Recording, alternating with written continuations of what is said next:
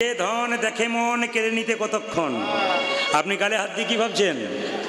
ভাবছো বসে চলবে কিসে? তুমি ভাবছো কাকে? হ্যাঁ, ভাবছো বসে চলবে কিসে? তুমি ভাববার কে? যে ভাববার তিনি ভাবছেন, তুমি ভাবো তাকে। আজকে ভাববার জন্য এসছেন, ওনার কথা ভাববেন। তবে একটা কথা আপনাদের বলে যাই, সবাই হাততালি দিলেন, কিন্তু দু একজন দেয় নাই।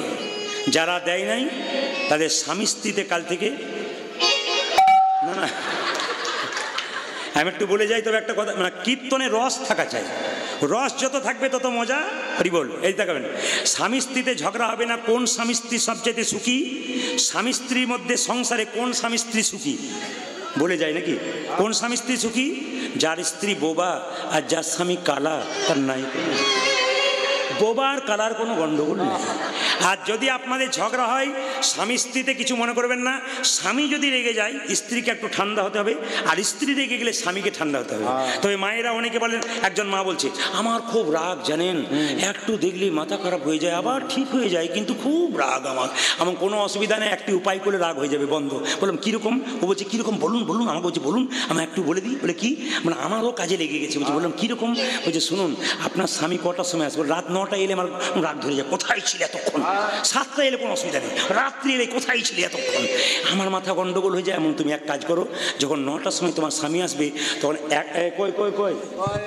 এই বোতলে একটু জল নেবে, নিয়ে হাতে করে বলে স্বামীর দরজাটা খুলতে যাবে, তোমার রাগ বেঁধে যাবে, হাজার কথা বলবে, দরকার নাই। জলটা হাতে নেবে, মুখে ভরবে, গিলবেও না, ফেলবে না। কি হয় বলুন তো? আর ঝগড়া হবে? তাহলে 12টা 10 বেজে হলে রেখে দিই নাকি? নাকি বলছেন? এবার রেখে দিই, রাখবো না? এখনো শুনবেন? খুব কঠিন ব্যাপার ওটা। আচ্ছা ঠিক আছে, যখন শুনবেন তখন একটু চালিয়ে দিই, যেরকম রাধা রানী কি। হ্যাঁ, আপনাদের প্রসাদ নিতে হবে তো। সবাই লক্ষ্য করুন, এবার মাথায় কাপড় দিয়ে বসুন। ছোট্ট রঘুনন্দন বড় হলো, তার বাবা গোপীনাথের পুজো করছে, ছোট্ট ছেলেটা দেখছি। সবাই দর্শন করবেন, সবাই দর্শন করবেন, যে যেখানে বসে আছেন একসঙ্গে একসঙ্গে সবাই দর্শন করবেন। করজোরে বসুন, প্রসাদটা নেবার আগে। ছোট্ট রঘুনন্দন গোপীনাথের পুজো করছে, তার বাবা তার সামনে বসে আছে। ওগো গোপীনাথ ঘনশ্যাম, বারবার ওগো গোপীনাথ ঘনশ্যাম। বাবা বলছে ওরে না না, প্রসাদটা খাওয়ার আগে একটু ভজন করতে হয়। মম অন্তর মন্দিরে গা, ওটা তুই গাইতে ভালোবাসিস তো। ছোট্ট ছেলেটা বললো বাবা গাইবো? বলে হ্যাঁ। গাইছে ছোট্ট ছেলেটা, আর বাবা দর্শন করছে। মামা অন্তর মন্দিরে, বাবা দেখছে ছোট্ট ছেলেটা নাড়ু খাচ্ছে। রাধে রাধে। আমি যেখানে যেখানে ট্রেন অ্যাক্সিডেন্টটা হয়েছে তার একটু 100 কিলোমিটার দূরেই ছিলাম আমি, মানে পরশু তারিখে। ওখানে ফুটবল গ্রাউন্ডে গান হচ্ছিল, পূর্ব সিংভূম জেলা ছিল জায়গাটা। তো এত সুন্দর মানুষ দিচ্ছে প্রেম সে রাধে রাধে। আপনাদেরও সুন্দর হচ্ছে, আর একবার জোরে রাধে রাধে। আমাকে একজন বললেন বাসায় গিয়ে, দাদা আজকে কি পালা হবে? তা আমি বললাম পালা টালা তো আমি জানি না। উনি বললেন পালা জানেন না? বললেন না। তাহলে কি জানেন? বললাম লীলা জানেন। লীলা? হ্যাঁ। আস্তে আস্তে। তা যারা প্রকৃত কীর্তন ভক্ত এখানে আছেন, বয়স্ক বাবারা আছেন, যারা প্রতিনিয়ত কীর্তন শোনেন, তারা কোনদিন কীর্তনিয়াকে জিজ্ঞেস করে না কি পালা হবে? কি বলে? বিষয় কি হবে, লীলা কি হবে। পালা কিন্তু নাটকের হয়, যাত্রা হয়, আপনারা সবাই জানেন। আর পালা আমাদের জীবনে দুটো হয়, একটি আসার আর একটি, জোরে বলুন, অনেকে ভয়ে বলছে না যাবে না বলে। একটি আছে আসার, একটি যাওয়ার। বেশ, এবার ঠান্ডা মাথায় উত্তর দিন আপনারা। যারা কীর্তন শুনতে এসছেন তাদের কোন পালা শেষ হয়েছে, আসারটা না যাওয়ারটা? জোরে বলুন, আসারটা। বাকি আছে কোনটা? জোরে বলুন। এতই যদি বুঝছেন যাওয়ারটা বাকি আছে, তাহলে সাদা চুলে গোদরেজ নিচ্ছেন কেন? এত যদি বুঝছেন, দেখবেন আমাদের দরজা দিয়ে মৃতদেহ নিয়ে যায়। বলো হরি, বলো হরি। আমিও প্রণাম করি, আপনারাও প্রণাম করেন। আর কি ভাবেন বলুন তো? ও বোধ হয়ে গেল, আমি বোধ হয়ে যাবো না। পাক্কা কথা বলে, এ সত্যি কথা। আপনার দরজা দিয়ে মরা যাচ্ছে, আপনি প্রণাম করলেন, দিব্যি ঘরে কাজ করছেন। যেমন কিছু মনে করবেন না, যেখানে কসাইখানা ছাগলকে বলি দেওয়া হয়, সেই জায়গাতে একটা ছাগলকে কাটছে আর একটা ছাগল দিব্যি বসে বসে পাতা খাচ্ছে। ও বুঝতে পারছে না এরপরে আমার লাইন আছে, ও বুঝতে পারছে না। আমাদের অবস্থা সেই রকম। আমরা দেখতে পাচ্ছি যে কাতারে কাতারে মানুষ চলে যাচ্ছে, মরে যাচ্ছে। আমাদের বাড়ির পাশের, আমাদের গ্রামের সবাই চলে যাচ্ছে, কিন্তু যে মরে যাচ্ছে সে মরে নাই, সে শিক্ষা দিয়ে যাচ্ছে। আমাকে দেখে শেখো, আমি যেমন হেলতে দুলতে মাচাই চলে চললাম, তুমি ভাই যতই সংসারে মেতে থাকো, একদিন আমার মতো হেলতে দুলতে নেতাই গৌর হরি বল বলে চলে যেতে হবে। আজকে সেই চলে যাওয়ার লীলা আজকে আপনাদের বলে রাখি। যে লীলাটি গাইব সেই লীলাটি তিনটি নাম। একটা নাম হচ্ছে দুঃখী কৃষ্ণ দাস, দুটো নাম হচ্ছে প্রভু শ্যামানন্দ। একটা দুঃখী কৃষ্ণ দাস, প্রভু শ্যামানন্দ, আর একটা নাম আছে। লীলা শেষ হলে আপনারা বুঝবেন। তো সবার কাছে নিবেদন রইল, এটা তো হুগলি জেলা, কালকে ছিলাম মেদিনীপুরে। তো মেদিনীপুরের একটা জায়গা আছে যেখানে বড় রেল স্টেশন আছে, ওই জায়গাটার নাম বলুন তো কি? খড়গপুর। ওই খড়গপুরের পাশে একটা গ্রাম আছে, ওই গ্রামটার নাম ধারেন্দা গ্রাম। ওই ধারেন্দা গ্রামে একজন ভক্ত বাস করতেন, তার নাম কি? তার নাম হচ্ছে কৃষ্ণ মণ্ডল, আর স্ত্রীর নাম কি? দুরিকা দেবী। মাইরা, এই যে দেখতে পাচ্ছেন আপনারা প্রবীর বাবুকে, ওনার স্ত্রীকে, দুজনের প্রচন্ড ভক্তি আছে সকাল থেকে।